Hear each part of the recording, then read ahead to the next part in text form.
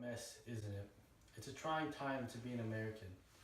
Overseas, we've been engaged in ceaseless violence and bloodshed. Back home, it seems as if a day doesn't go by without somebody getting shot.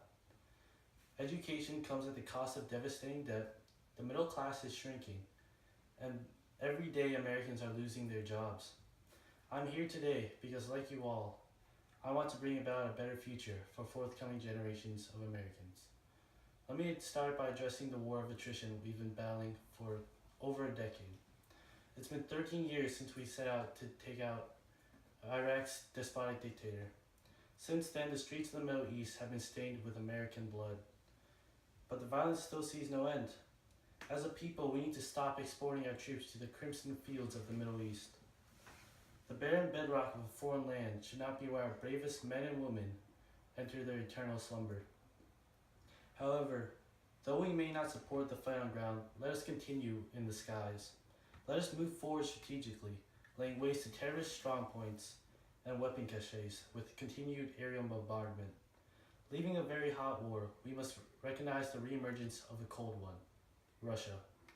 Putin has grown stronger in recent years, in spite of the sanctions placed on his country by the US and EU. His actions in Ukraine and mounting evidence of action against the Baltic states are no small aggressions.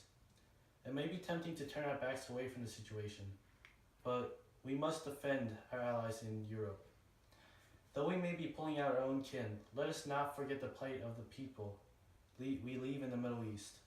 Many refugees, faced with endless war, see abhorrent atrocities daily. In hopes of a better life, these people flee to America. And should we not welcome them? We are the land of the free. These people are not our enemies, not something to fear. They are the tragic victims of horrible barbarities committed by vindictive governments, rebellions, and terrorist organizations. These people are orphans, widows, sons, mothers, and fathers, all endeavoring to make a better life for their family. We can't turn our backs to their plight just because it's uncomfortable. Although we may be unable to welcome all of them, let us allow as many of them as we can to experience a better life. Even so, I understand there are concerns regarding the safety of our families back home. To ensure continued security, we must revamp our immigration process. It is both too long and not strong enough. As I stand here today, I know that our only immigration issue doesn't just apply to the Middle East. Our path to naturalization is a difficult one that leaves many people who come here unable to obtain citizenship. We owe it to our forefathers to make a clear and easy way to become a citizen for those who have put in the work that would make us proud. We cannot, however, ignore the threat that comes with easier naturalization.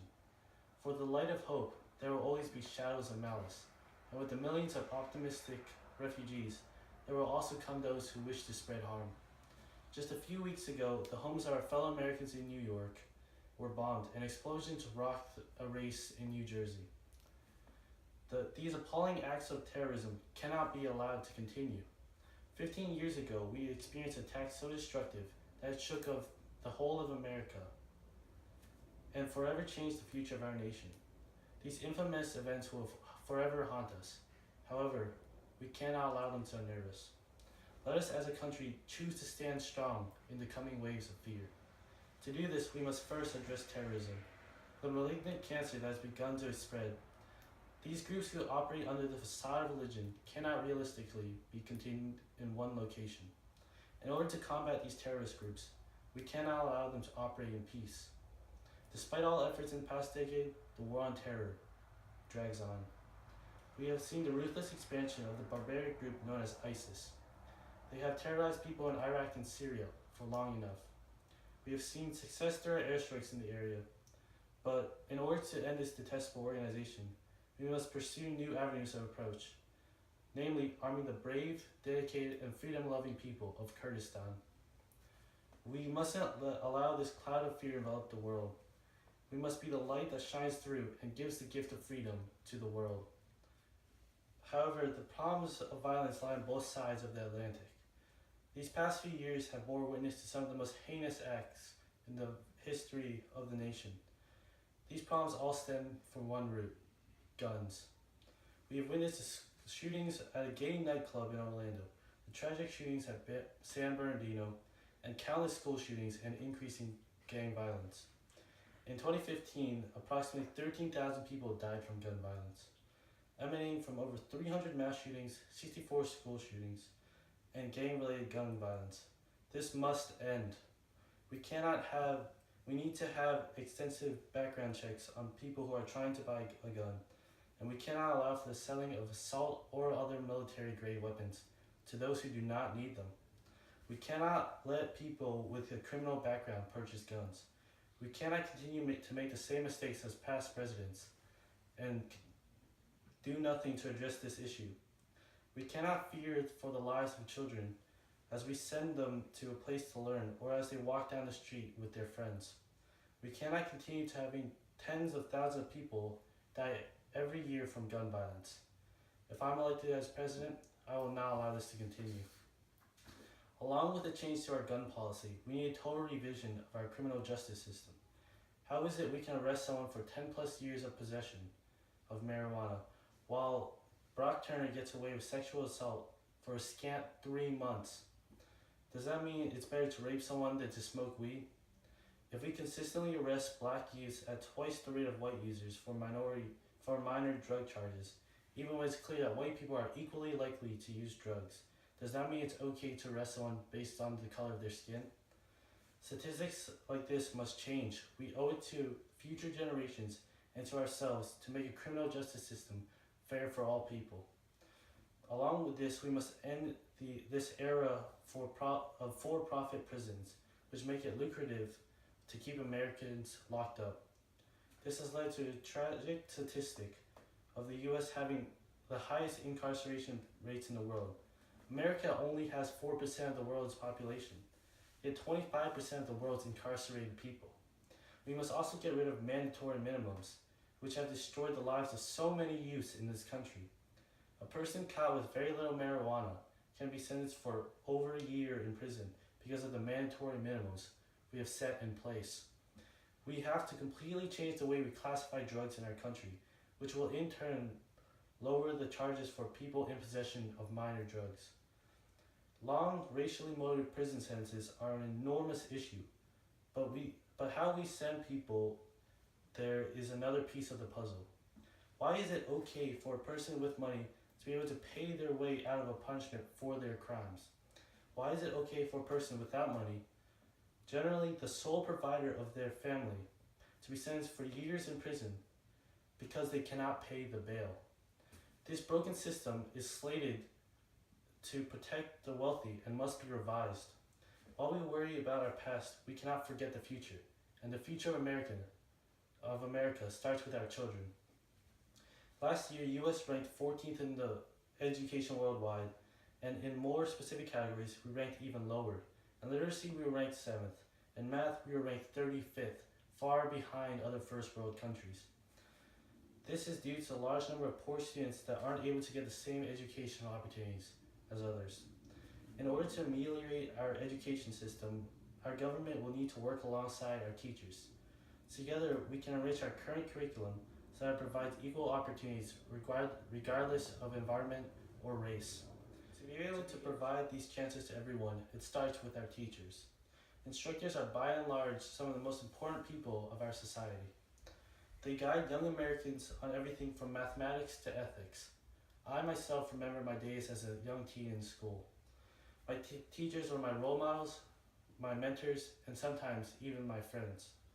They are patient and kind beyond belief in the most important time of our lives. As such, I believe they deserve a higher salary proportionate to the value of their work. Education will pave the road to a new age in America, but first we will need to ensure that there is an America worth saving. All around the world, the earth is being drained of her resources, and America is no exception to this. In the recent years, we've been able to reduce the rate of our increasing ecological footprint, but we are far from done. I plan to raise the minimum gas mileage on cars and provide greater benefits to those who use renewable energy. We as a nation will research and implement more renewable resources in all parts of life. In following this plan, we will keep America beautiful so that future generations will be able to see this beauty with their own eyes and not just in photographs. We also need to teach these children to be more tolerant than those that have come before them. The LGBT community has made great strides in the recent years, securing their rights to marry, but that's not enough, because discriminating someone based on their sexual orientation is still surprisingly illegal. A gay couple can get married on Saturday, announce their wedding on Sunday, and get fired from both of their jobs on Monday. Business owners can deny service, deny employment, and evict members of the LGBT community with no more justification than because I said so. 50 years ago, we adopted a bill that gave the needed equality to our fellow American citizens. It banned the discrimination of people based on the color of their skin.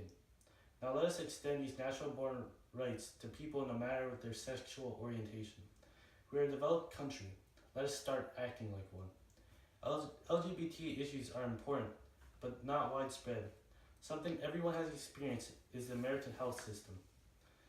Everyone has heard the horror stories. Price gouging leads to ludicrously high medical bills. Medical expenses are the single greatest driver of personal bankruptcy in America. This is not a problem we can ignore. We spend more on health insurance than any other country in the world. Our doctors are some of the best on the planet, but many prohibitively cannot see them because of how expensive it is. Our families should not have to worry about the prices that come with injury. Our families should not have to starve for months after a single doctor's appointment. Our families should not have to succumb to crippling debt due to a single unfortunate accident. We need to place restrictions on pharmaceutical companies who scare Americans away that are seeking help. The track ahead of us is not going to be a smooth one.